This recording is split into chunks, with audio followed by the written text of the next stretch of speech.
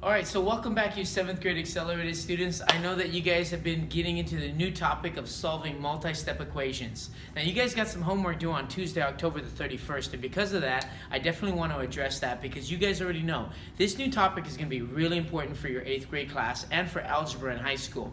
See, these are 3 different problems that you guys have on your homework that's due this Tuesday. These 3 different problems, you do try to tackle them differently. See, this is the traditional type of 2-step equation that you guys have seen. And first, we always want to add or subtract in order to get rid of something to isolate the variable. When we want to isolate the variable, we want to go ahead and we want to get this variable, and this is the variable b. We want that b isolated. We want one b and we want it on the right side of the equation. So this equation is only an equation because of this equal sign. So we want this b on the right side of this equal sign all by itself. In order to do that, we always want to add or subtract first. So we're going to go ahead and subtract. Now the reason how we know this to subtract is we're going to go ahead and want to get rid of a positive 3. So we're going to want to get rid of it. So this is going to be subtracting a 3 here. And now we have to go ahead and make this equation equal. We're going to have to subtract 3 on the opposite side, the left side. This has got a very special name. This is called balancing the equation. You always have to balance the equation. If you don't balance the equation, then the equation is no longer equal on the left side and the right side. Well, this is going to go ahead and give you 4 take away 3, which is 1. This is really easy to go ahead and do the simple steps here. This is going to cancel away to nothing because 3 take away 3 is nothing. It's 0. Now, all I'm going to get is the variable b divided by 15. Well, at this point, you can kind of figure this one out by yourself. What number can you divide by 15 so that it equals 1? Well, I think a lot of us probably in our head could go ahead and know that that number is 15. But if you're going to show your steps, you want to go ahead and decide to do the opposite of dividing. See, the opposite of adding was subtracting. Well, the opposite of dividing is multiplying. So now we're going to multiply here in this example. So we're going to multiply. And we're going to multiply by the number 15. So what I'm going to do is I'm going to multiply by 15. If I multiply 15 here, I'm going to get 15b divided by 15, because that was still 15. Well, you see, this is going to be equal to 1b, and that's what I wanted. I wanted this to be 1b. I wanted the b isolated all by itself on the right side of the equal sign.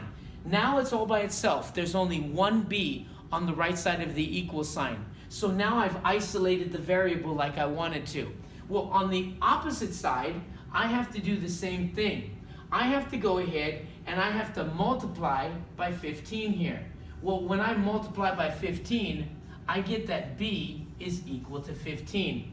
Now you could easily check your answer here. See, once you know that b is equal to 15, you can go ahead and evaluate your expression. So after you've isolated the variable here, what you can go ahead and do now is you can go ahead and check your work. When you check your work here, here's how you check your work. You go ahead and evaluate the expression. So I'm going to evaluate the expression. Now, this is an expression when I go ahead and take off the equals 4. I'm going to replace and substitute the variable b with the number 15. You see, because I found out that b was equal to 15. I'm going to check to see if 15 divided by 15 plus 3 really does equal 4. Well, the order of operations says I should divide first, and 15 divided by 15 is 1. Now I'm going to add 3, and it really is equal to 4. This is how I know that b really was equal to 15. And that's how I could check my answer by evaluating the expression. Well, this problem here almost looks like it's the same thing. So you're thinking, well, yeah, let me get rid of that 6 first, and then let me go ahead and multiply by 2. But this one's a little different. You see, this problem in this example, and this is also from your homework that's due on Tuesday, this says 6 plus a number divided by 2 equals negative 2. Well, I can't do that one exactly the same way. I can't get rid of the 6 first. You see, I have to actually undo dividing by 2 first. So what I'm going to do is I'm going to take all of this and I'm going to multiply it by 2. And then I'm going to go ahead and balance the equation by multiplying the left side of the equal sign by 2. You're thinking, well, why did I have to go ahead and multiply by 2 instead of taking away 6 first? Well, you see, all of this is being divided by 2. So I can't take away 6 unless I get rid of dividing that quantity, which is 6 plus x, by 2. Well, now you're going to get 2 divided by 2. 2 divided by 2, well, this just is going to be 1. 2 divided by 2 is 1. And what's 1 times 6? 6. What's 1 times the variable x? X. Now, this is going to be equal to 2 times negative 2 when I balance the equation. Now, at this point, this is a simple one-step equation. I just have to do one thing and I can find out what x is. I still want to isolate the variable, and I'm going to take away 6 from the right side of the equal sign, and I'm going to take away 6 to balance the equation. This is going to go ahead and cancel away to 0, and all I'm going to have is 1x on the right side.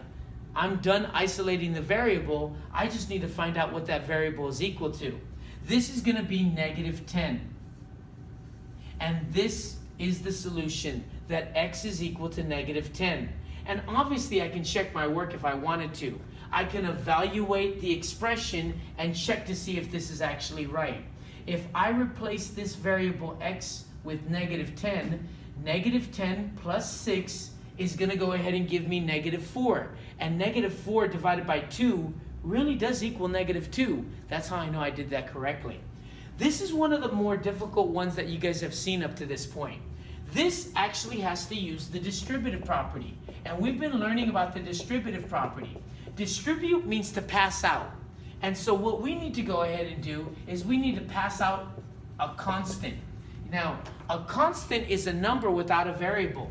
We need to distribute this constant, negative 4.